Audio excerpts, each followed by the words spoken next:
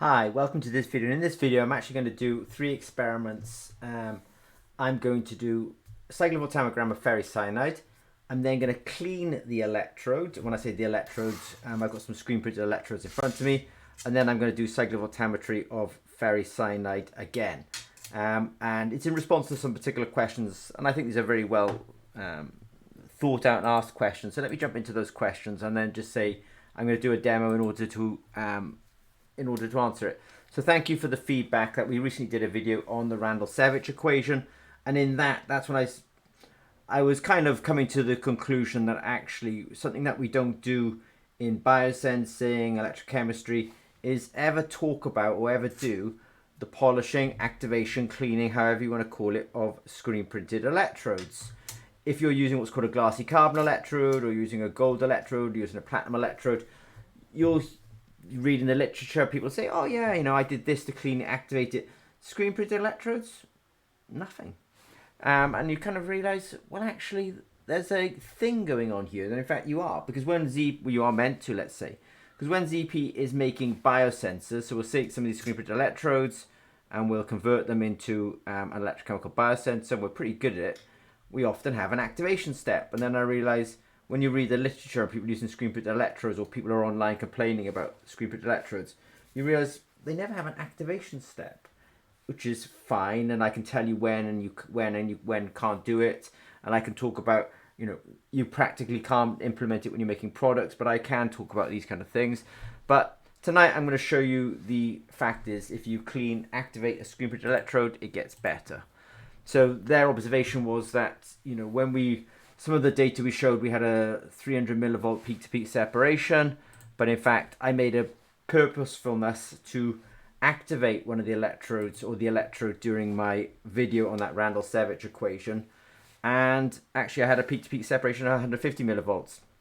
And to be fair, I want to give this person credit, well observed, because I'd observed it as well, but I wasn't really calling it out too well. So I imagine the attention that they've paid to that video, so thank you very much. Nothing was different between those two tests, by the way. I hadn't changed the electrolyte, etc. So I think we're looking at a real phenomenon here, which is something that we knew about at ZP, that you can make screen printed electrodes appear better and better by actually essentially cleaning them. Why would you clean a glassy carbon electrode and think that you never had to necessarily clean a screen printed carbon electrode? And if they were the same, could you please explain the peak-to-peak separation decreased? Sure. Surfaces, be they carbon, gold, platinum, maybe even graphene, they like to absorb materials. So when they absorb materials, you may get insulating layers on those surfaces, and you're essentially blocking the electrode. So that will distort your cyclovoltammetry. Now let me do a demonstration for you. So what I'm going to do is, I do like these 501 circular electrodes, and I'll probably start using these more and more often. But because I've got most of my videos and stuff are on these hypervalued carbon electrodes, I am going to use those for consistency. So I'm going to take my hypervalued carbon electrodes, and I will put it in there. I'm going to take, admittedly I sourced this from Zimmer and Peacock because, we own the company. But it's 5 millimolar potassium hexocyanoferrate 3, which is, colloquially I would just call it potassium ferricyanide.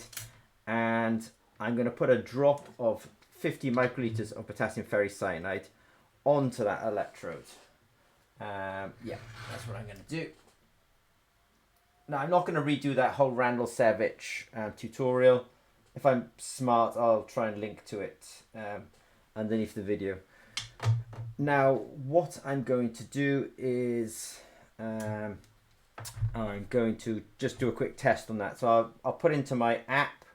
My app drives the potentiostat. This is a Sensitor potentiostat.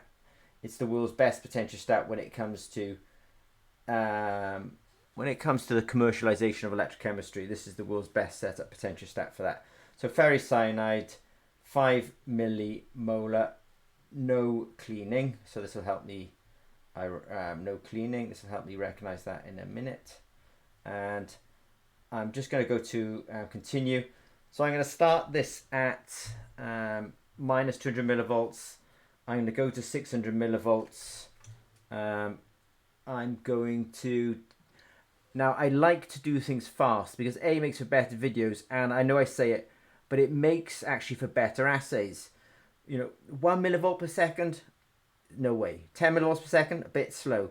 50 millivolts per second, yeah, getting reasonable. 100 millivolts per second, that's the kind of assay speed that real people like. When I say real people, I mean doctors, nurses, environmentalists, you know, people that you would be providing these kind of assays to eventually. Scan rate 100 millivolts per second, repeats 1, current range 100 microamps, and off it goes. So I'm scanning away now. We'll have I can see the peak there for the oxidation because I started at a negative potential. Then essentially you end up by starting by reducing ferri to ferro, but then you oxidize ferro back to ferri. And now what it's going to do is it's going to upload the data to a system called Julie. So it's got upload complete. This is the world's only cloud connected potentiostat. I mean, it's an important thing because, you know, we live in 2025. You know, if things are not cloud connected, then maybe they don't function. It's a bit. So if I just go to demo here, which means I'll be able to find my data. I'll just find my instrument here. I'm just going to have a quick look at my 5 millimolar no cleaning, let's say. So I know what I'm essentially looking for, and I can see here that I've got a peak height here of, a peak position here of 341 millivolts, and here about 56 millivolts. So yeah, I mean a peak to peak separation, not great, of about 400 millivolts. Let's just check. Yeah, minus 60, plus 320, 380. So, you know, round about 400 millivolts peak to peak separation. Nothing to be super proud of, and I'm not trying to be super proud of that. What I'm going to now do is I'm going to take that solution off, and I'm going to activate that electrode a little bit. So I'll take the solution off. I'm going to get now. The only reason I'm using pH 2 is because I've got pH 2 sulfuric acid available to me. So I'm going to do that. I'll take that, and I'm going to put that on. So this is just boring, and all I'm doing is just cleaning. I'm now going to clean that electrode up a little bit. So I'm just going to go done. I'm just going to go to, I'm just going to call this cleaning step. So this would be a bit boring. Cleaning step. I'll come away a bit. I'll go continue. So I'm going to set this down at minus 1000 millivolts up to 1000 millivolts. Yeah, I'm going to leave it at 100 millivolts. I don't really want to because it'll take a little bit of time. Let's just think now. Yeah, okay, I'll do it, and we'll have a quick look. Okay, so the reason I was a bit reluctant is because I do not like, well, basically I like things to be fast, because when you're developing assays, you want things to be intrinsically fast, because you can basically, there's an MIT philosophy which is, you know, fail fast. So you don't want to be doing things that take a long time and then it's not successful at the end of it. So, but all I'm doing here is taking it from minus 1 volt up to plus 1 volt, coming back to minus 1 volt. I'm only doing one cycle, admittedly. It's all a bit boring, but I'm doing it at 100 millivolts per second because I don't want to take, let's say, so long over it. What I will do now is take away that solution. So I'll take that away. I'll put on my 5 millimolar ferricyanide, which I'm doing like that. So now what I'll do is I will label this up now. So this is 5 millimolar ferricyanide after cleaning. Right, and then I'll come back and I will go continue, but I just need to change some things. My start potential is minus 200 millivolts, which I will do.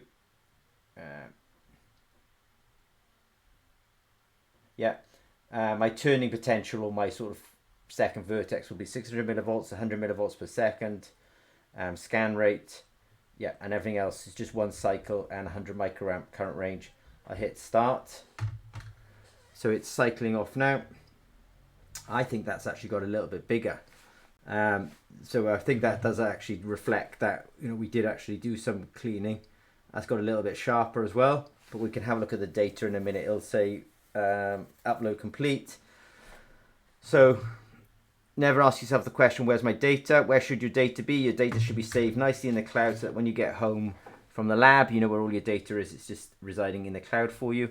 Let me just go into here. I absolutely love Julie. This is an amazing system. So we've got the original data here. You can see I've done 1,800 tests in a few months on this system. I'm just going to do a quick refresh. So I've got the cleaning step here, and then I've got this step here. So let's have a quick look at this. This is after cleaning, by the way. Oh, look at that. Look at that. Yeah, so yeah, I'm so sorry, but look at that. All right, okay, well, maybe I shouldn't get so excited, but that is absolutely, I mean, that's night and day. Look at that. Just the way the person observed it as well. So 100, for ease, I'll call that 135 millivolts. I'll call that, you know, for ease, I'll just call that, not just call it, about 285 millivolts. So we've got about peak-to-peak separation there of about 150 millivolts. Is exactly what that person had observed last time. Now here's the power of Julie. Let's just overlay those two quickly. Compare or combine. Hopefully it's combine. I'm just going to combine those two and just have a quick look at them. And then let's have a, now I'll just go down here, go tools, properties, discrete. Yeah, that should do it. Oh my goodness. Yeah, night and day. There you are. There you go. All right. So I don't think you'll see many videos on YouTube or online regarding this, but I went from this orange scan with no cleaning to this green with cleaning.